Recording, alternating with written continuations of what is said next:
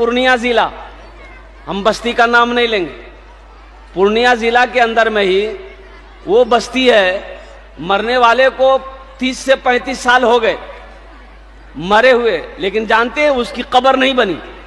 अस्सलामु अलैकुम वरहमतुल्लाहि वबरकातुहू। मैं मोहम्मद इम्तियाज़ पलामी। मुअज़्ज़ज़ नाज़रीन, बिहार का एक ज़िला है पूर्णिया।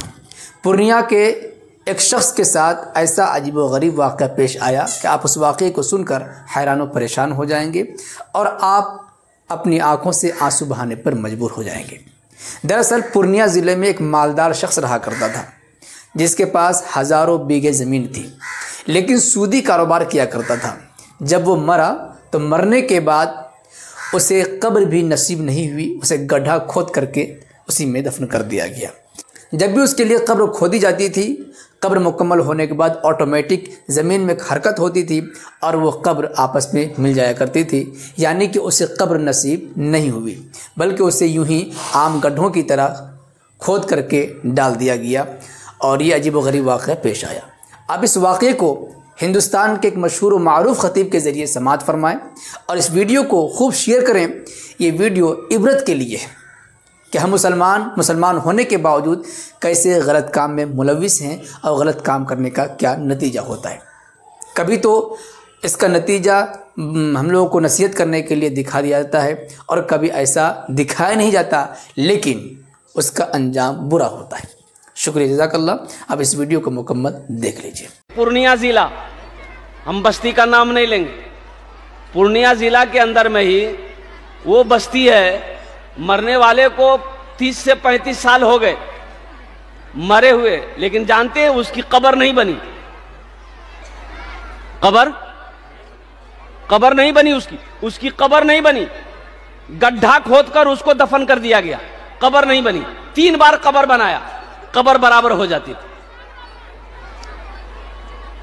कब्र तो बनी, 3 बार बना, लेकिन कब्र मुकम्मल तैयार नहीं हुई, वो जमीन बराबर हो जाती थी 3 बार।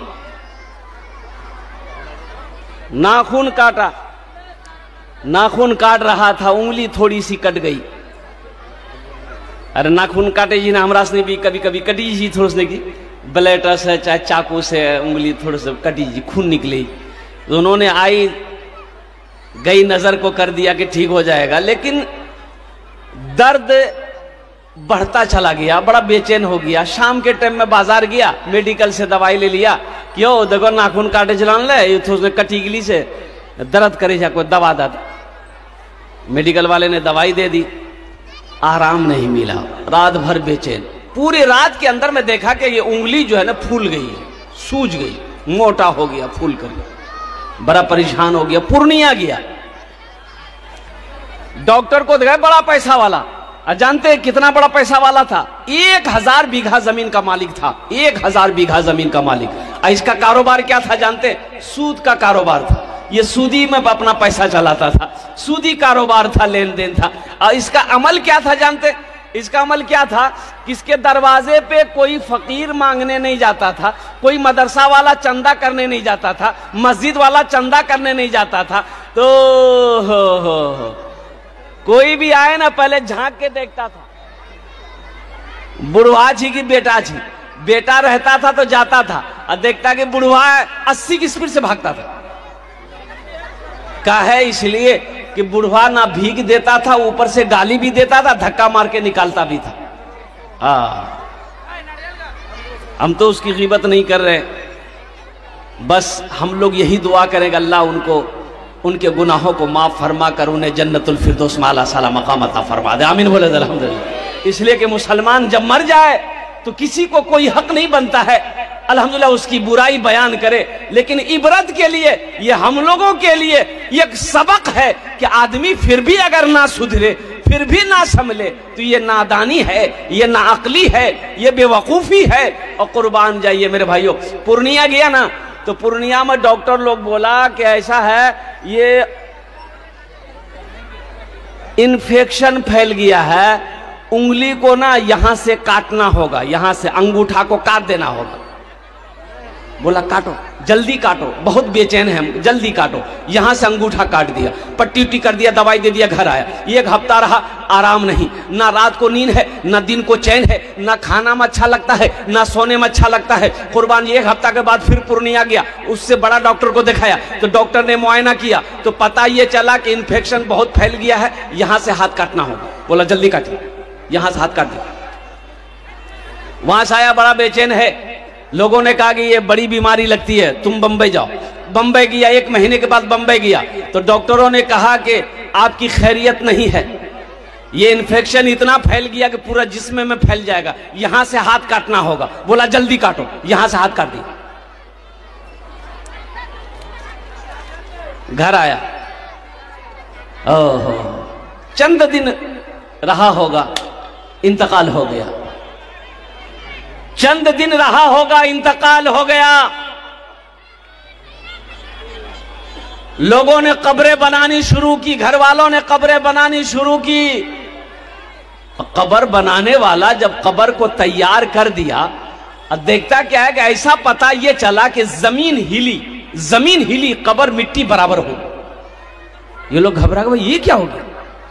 जमीन तो ढीली नहीं है, मिट्टी ढीली नहीं है, यहां पानी का कोई क्या कहते हैं कि ये भी नहीं है कि पानी की वजह से मिट्टी बराबर हो गई। ये लोग एक बैग जो देखा नहीं, कब्र मिट्टी बराबर हो गई, ये लोग भाग गए। बोला बाप रे बाप, को लगे हमला जी है ना। फिर लोगों ने कहा कि हो भाई ऊंची जगह पे बनाइए कब्र, ऊंची जगह पे कब्र बनाइए। तो ऊंची जगह पे कब्र बनाई गई, कब्र मुकम्मल हो गई। फिर वैसे ही हरकत, जमीन हरकत में आई और जमीन बराबर हो गई। 3 बार जमीन कब्र खोदी गई। ये कोई किस्सा नहीं सुना रहे, हमारा बचपना था। अल्हम्दुलिल्लाह 35 साल होंगे इस वाक़े, जिंदा वाक़या, अपना पूर्णिया जिला का, कहीं और का नहीं है।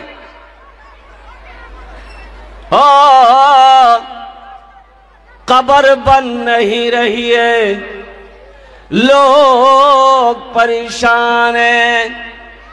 आखिर वजह क्या है? कब्र इनकी तैयार नहीं हो रही है, कब्र इनका मुकम्मल नहीं हो रहा है। किसी आलिम दीन से उनके बेटों ने पूछा कि हजरत अब क्या किया जाए, कब्र मुकम्मल नहीं हो रही है। उस आलिम दीन ने कहा कि सुनो, पूरे हिंदुस्तान में जहां भी कब्र बनाओगे, इसकी कब्र तैयार नहीं होगी, इसकी कब्र तैयार नहीं होगी। इसलिए कि अब जमीन नहीं चाहती है कि इसका जिस्म मेरे अंदर आए, जमीन नहीं चाहती, जमीन नफरत कर रही है कि इस गुनहगार का बदन मेरे अंदर आए। इसलिए कि गड्ढा खोदो, इसको दफन कर दो। और वही किया कि एक गड्ढा खोदा मेरे भाई, उसी के अंदर में डाला, मिट्टी बराबर कर दी गई। देखने वाली आंखों ने देखा कि जैसे ही मिट्टी बराबर की गई और कुर्बान जाओ, कब्र से धुआं निकल रहा था। ये कुरान खानी कराओ, ये कुरान पढ़ाओ, ये दुआ कराओ, लेकिन कुर्बान जाओ। अल्लाह अकबर कबीरा। आलिम दीन तशरीफ लाए, दुआ की गई। दुआ जब मांगी गई तो अल्हम्दुलिल्लाह वो धुआं का उठना बंद हुआ। तो इसलिए मेरे भाइयों, मेरे दोस्तों, मेरे बुजुर्गों, मेरे बच्चों, मेरे नौजवानों, एक बात ज़हन में रखना कि जिसकी जिंदगी अच्छी होगी उसकी मौत अच्छी होगी, जिसकी जिंदगी बुरी होगी उसकी मौत बुरी होगी।